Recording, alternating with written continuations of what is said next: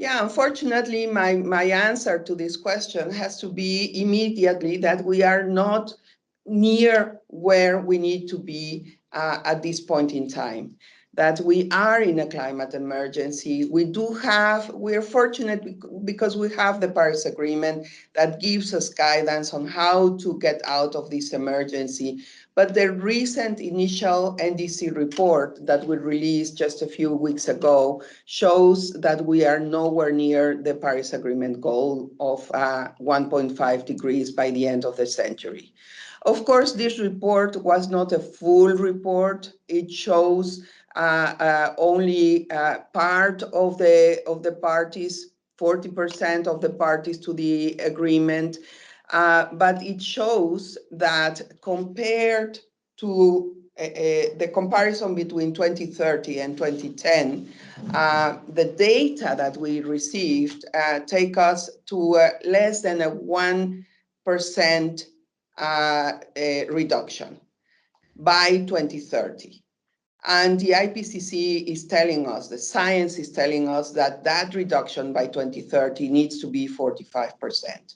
So we have 10 years to go, only 10 years to go, because we're talking about deep transformations that require decisions that need to be taken now, because the transformations themselves take some time. We're talking about energy transition, we're talking about infrastructure, we're talking about a change of mobility to electric mobility, not only for personal vehicles, but also for heavy vehicles and for public transportation. So it is really a very worrying situation.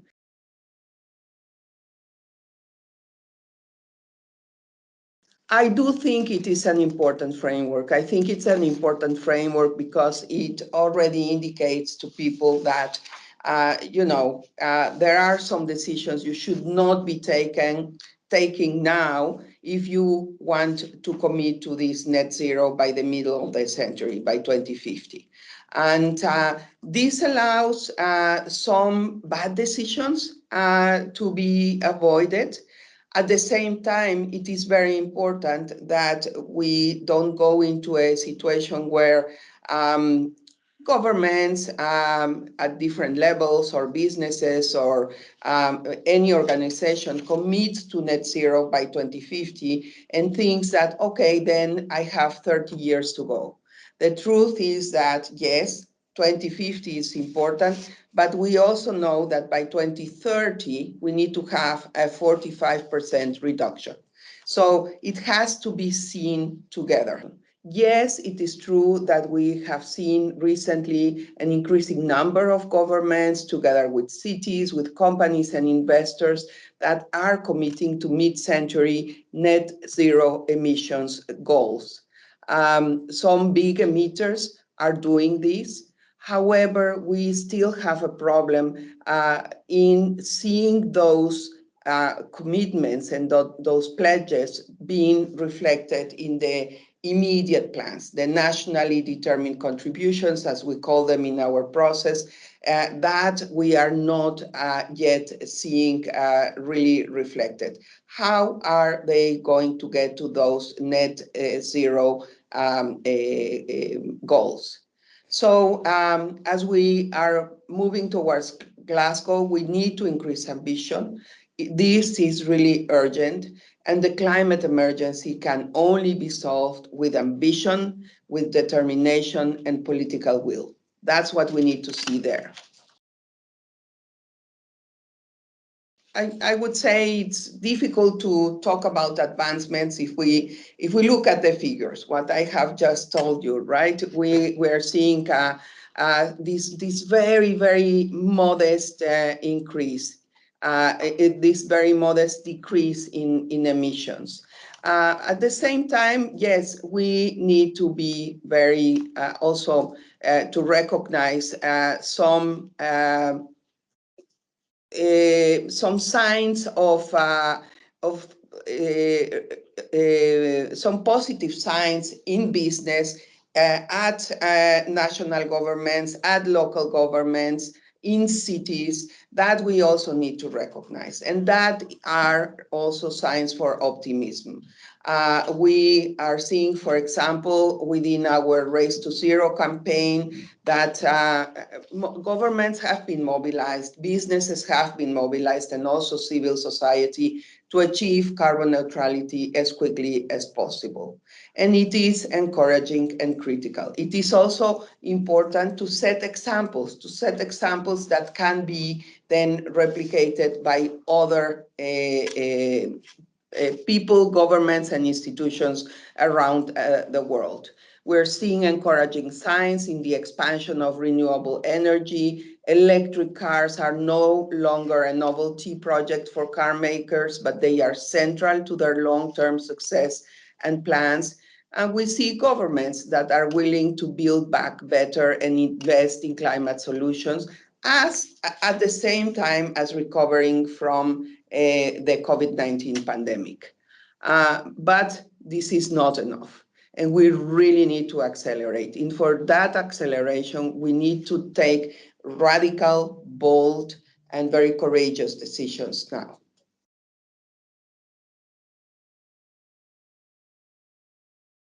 I think that for a success at COP26, we cannot talk about just one thing. I mean, this is not a conference where you would say, okay, we need to get one decision and that will make a success. So I think here what I have been trying to visualize are what are the four big elements for success at COP26.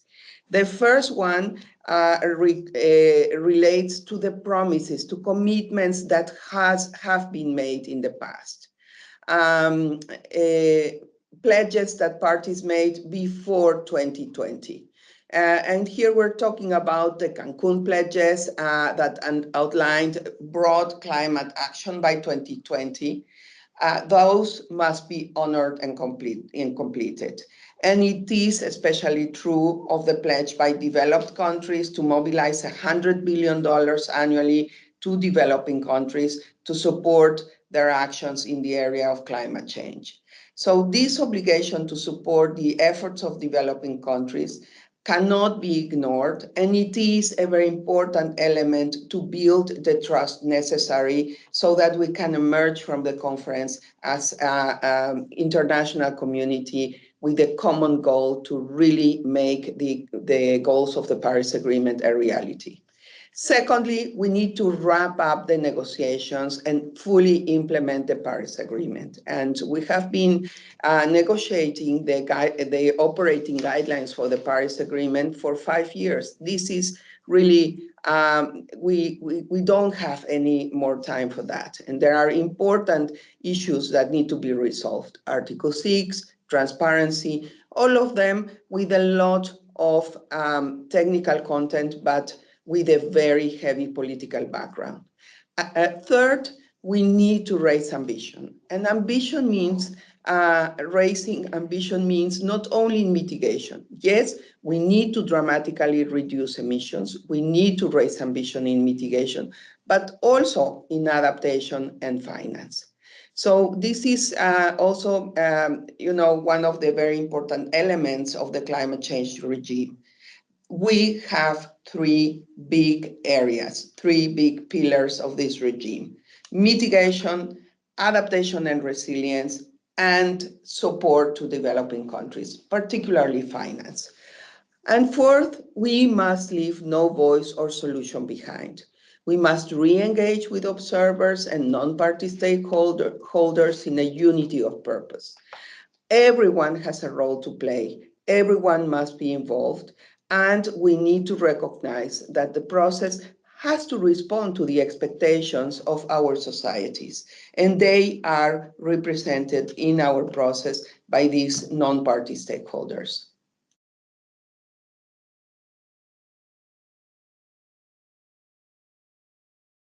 Well, as you know, Article 6 refers to the carbon markets, which are an instrument to drive investments and financial resources for climate action, especially to developing countries, not only, but especially to developing countries. And these carbon markets should also contribute to sustainability. So where are we now on the discussions? These discussions are very technical. Markets are a very technical issue. But again, here there is a very important political background. And the negotiations are really around how we transition from the previous scheme under the Kyoto Protocol, the Clean Development Mechanism, to a new system that has clear rules and that would send an important signals to the market so that, for example, private companies can engage in carbon markets so that they can offset the emissions that they cannot avoid, and in this way provide some resources to developing countries. So the situation we're in now is really that we need to find a balance between the different position of parties.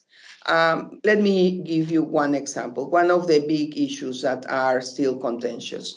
Under the Clean Development Mechanism, there were some credits issued. Developing countries put forward some projects. They were approved by I have to say, a very strict process, and they got some credits. Now, those credits are there. They have not been bought, they have not been used. So while we go to the new system under Article 6, what will happen with those credits? And there we have different extreme positions. The countries that still have those credits, of course, they want them to transition to the new market mechanism. Other countries think that if we bring in all those credits into the new mechanism for a new in the new rules for the market, it will provoke a disruption in the market. We have to find a balance. We have to find a balance where we acknowledge that those credits were done under a process that was agreed under the UN process, but at the same time that we have learned from that process, we need to really use that experience and not make the same mistakes and build a very robust and good market mechanism, but acknowledging these political realities as well. And there, I mean, I would say that the Clean Development Mechanism was actually very, it's a very good basis from which we can learn, for example, on the measurement, on the assessment of the projects. What are what are the projects that are really credible and that will make a contribution to sustainability? What are the projects that are really not doing some giving additional value to the market? So all of this is still under discussion. I would say that the different possibilities are on the table, and what we need to do is now say, okay, if we want, we can continue to discuss forever, but that's not possible. That should not be possible.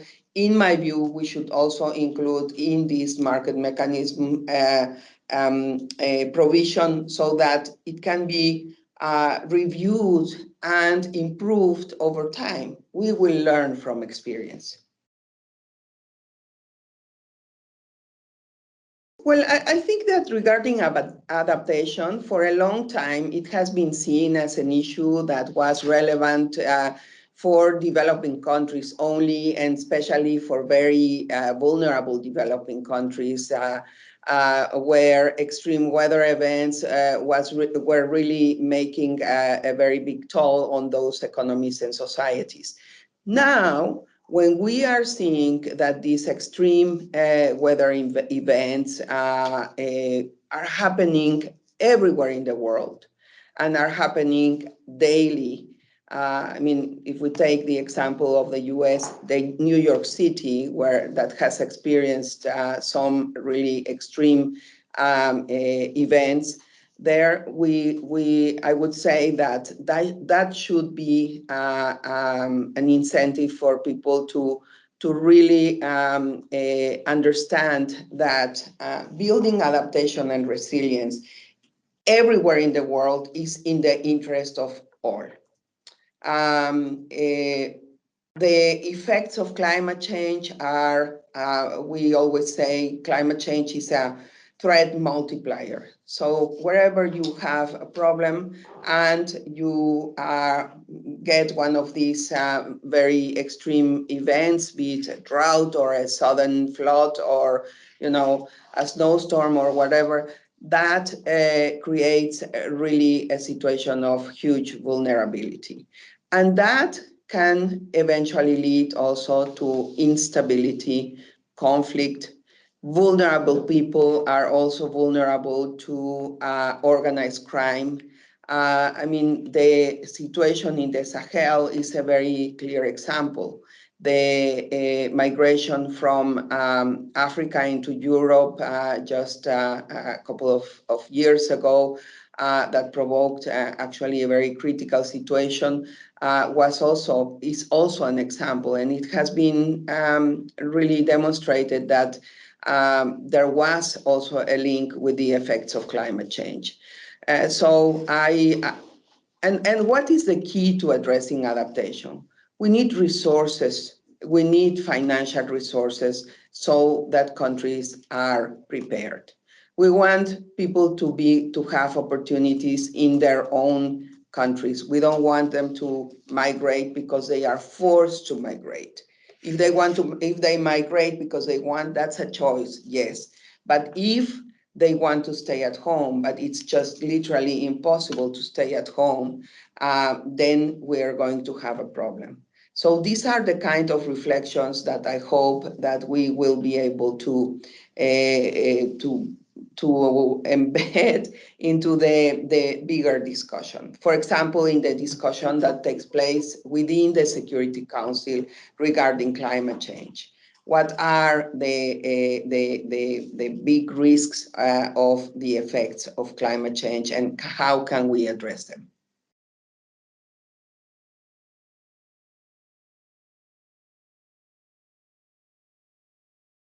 The need for us to see this year, coming out of the G7 summit and out of the G20, really clear commitments that will give the message that now finally, yes, the leaders of the world are determined to make the Paris Agreement a reality, and that implies also that the rich countries will be complying with their obligations to support developing countries. I think that's a very, and we see it's not only for climate change, it's also for the Sustainable Development Goals, for all the challenges for development.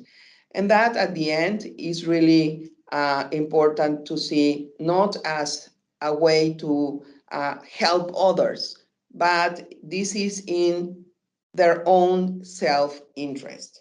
Even, we have now, the European Union has made an incredible Green New Deal. Okay, even assuming that they have just the best implementation of that Green New Deal, if the transformations that are required globally do not take place in other parts of the world, like Asia, Africa, that effort that we will be seeing from the European countries will not have the effect, will be compromised.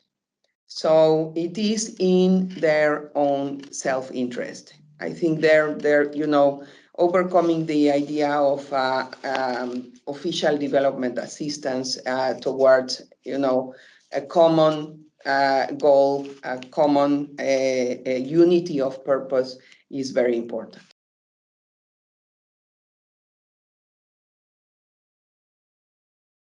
Well, I think part of the problem is that really the nature of climate change, that it is a cross-cutting issue, that it is an issue that has to do with all areas of activity in every society, with all areas of the government. So we are normally we operate normally in this framework where you have the Ministry of Environment, you have the Ministry of Finance, and everyone has different roles. But the cross-sectoral nature of this global challenge is very difficult to manage also. Coming from government, from a long time civil servant in the government in my country, I know this. We know coordination is always a very important challenge. And to understand that climate change risks need to be taken into account in the plans and programs and policies of each and every sector is very difficult. We know, and it has been really one of the big challenges to get finance ministries involved in climate change, understand that climate change has really a direct impact in the financial sector. Whenever something happens, there is an enormous loss of wealth and, of course, lives and livelihoods. So that has taken some time. Now we have, for example, within the World Bank and the IMF, there is this group of this coalition of ministers of finance for climate change. I think that's a good development, but only now. I mean, if we think that the convention is 25 years old and the Paris Agreement was adopted 5 years ago, even if you look at the fact that the recovery plans that have been put in place to mobilize resources for COVID-19, we're already above $15 trillion being mobilized in the last year, let's say, or months. And we are still lagging behind in the delivery of the 100 billion pledge that was made over 10 years ago for climate change. So yes, it is a very, very challenging scenario. I think also people used to see it like something very, very far away. This is really more a problem of the small island states, the very poor countries, because we have capacity to confront any of these very big extreme weather events. That is not anymore the case. So I really hope that we are able to embed this climate risk dimension into all national development plans. And the nationally determined contributions that are required under the Paris Agreement for every country to present, that's a good and important instrument. But it goes beyond that. It's not, it's a climate action plan, but it should be really the national development plan that takes into account the climate risks. Well, I think this is a time where we need leadership, and we need leadership at the highest political level.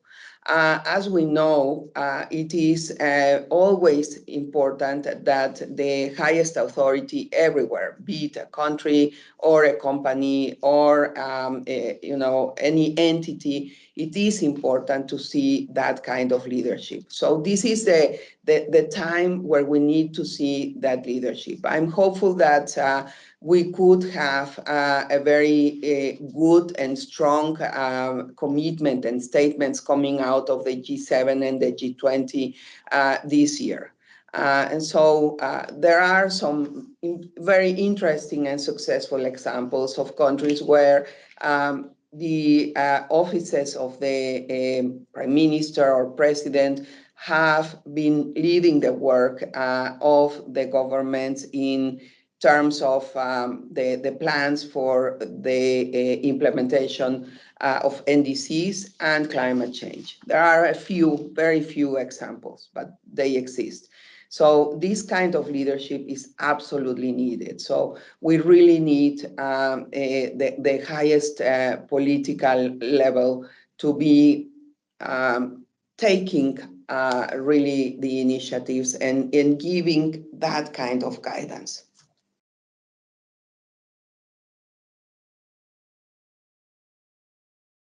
Well, science has been really at the basis of the climate change process always. This process has been guided by science. The 2-degree and 1.5-degree goals were established based on science. Then after the approval of Paris, we had the 1.5-degree report by the IPCC that showed that actually, you know, the 2-degree scenario is not a desirable scenario. Now we are really, without changing the Paris Agreement, because that was approved, but at the same time, I am not referring anymore to the 2-degree goal, but really concentrating on the 1.5-degree goal. And science has been giving us every year new and very relevant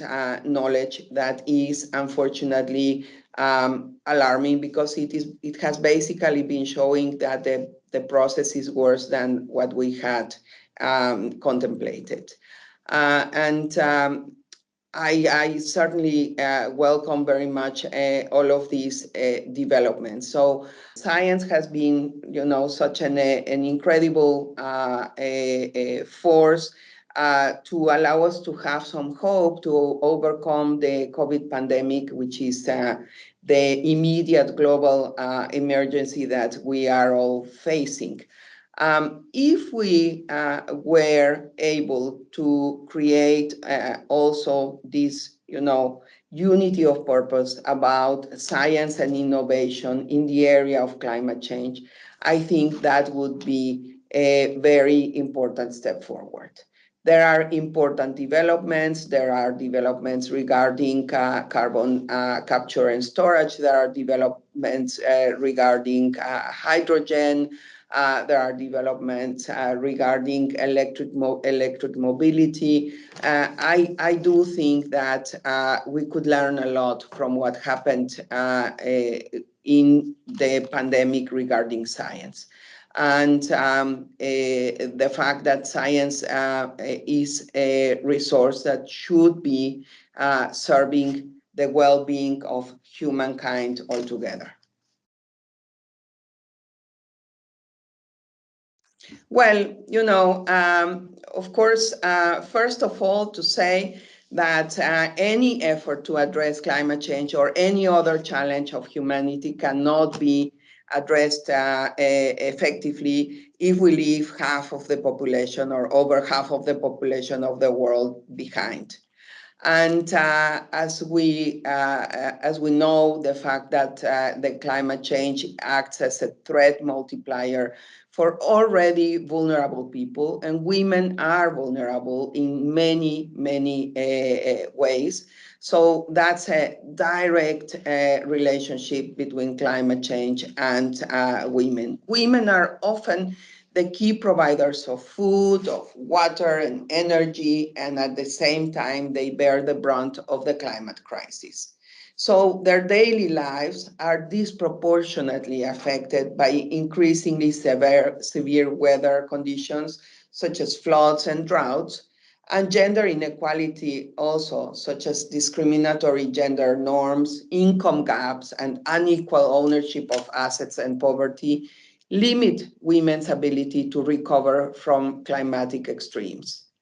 So at the same time, we need to see women, yes, as mothers, providers, and those that have the local knowledge on the front lines of climate change. Women are critical to crafting the climate solutions. They are the ones that find a way of feeding their family, even if there is drought, even if there is really a big flood.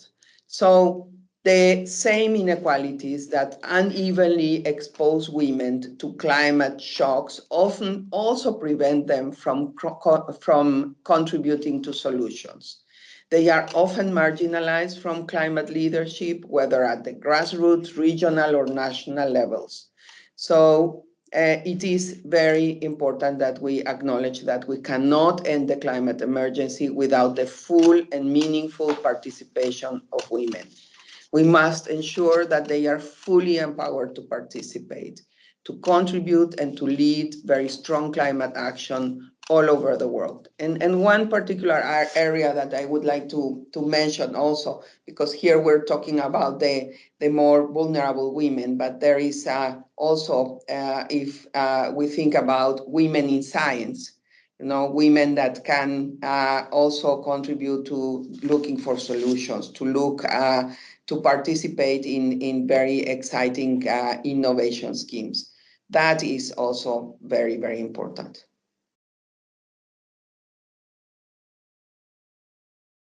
Well, I would, first of all, acknowledge the important role that youth has had over the last 2 years in really raising the level of awareness, and also in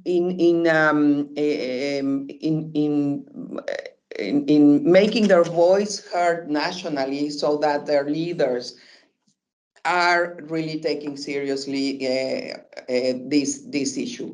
At the same time, I would say that I would say to the youth that they should not despair, and they should be very sure, or they should be reassured that they can contribute to shaping that future world, exactly as we have done. They have also this opportunity, this possibility, and responsibility as well, so that they are not seen, they don't see themselves as passive agents in our current society. It is their role. They will be leading, they will be taking the decisions sooner than they even imagine, right? So they need to prepare themselves for that, because they will be the ones leading the world very, very soon. So it is good that they make their voices heard. They also need to prepare for that world. They need to have the skills to keep their minds open, to understand that the world is changing permanently, and therefore they need to prepare themselves for this very changing environment, and at the same time to maintain the capacity to come up with innovative solutions, new and better solutions. Well, I have been, all my life, I have been a civil servant until only a few years ago. I was I had a 34, 35 years diplomatic career in the Mexican Foreign Service. And a big part of that I spent, fortunately, in the multilateral field. And there I experienced really this incredibly enriching situation where you are in close contact with realities around the world literally every day. through your colleagues from the different regions. So you sit in that room, in the rooms. I remember my early years, my first posting was Geneva. You sit in that room and you start listening to people from Asia, from Africa, from the islands, from here, and you realize how different the perspectives are and how much you can learn from all of them. At the same time, also, you realize that even if sometimes it is not fully acknowledged or it is not known by the general public, there is an incredible amount of work that makes a difference in the lives of people's every day.